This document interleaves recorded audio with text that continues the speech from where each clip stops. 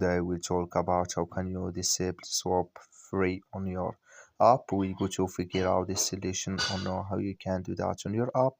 So you just follow these ways, then it's going to work with you. All you have to do, you just go down here, you click here on more down here. So when you click here on more, it's going to take you to this list. It's going to show for you like this. So then all you have to do now, you just click here on trading account here, just click on it.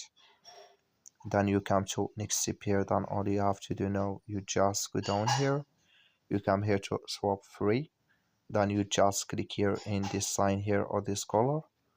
So just switch into here to disable with us, like you see color, it's gone, that means swap free, it's disabled with us. That's all you have to do. Thank you for watching. Don't forget to support us by liking, subscribe. Just follow these ways, then it's going to work with you. Thank you for your watching.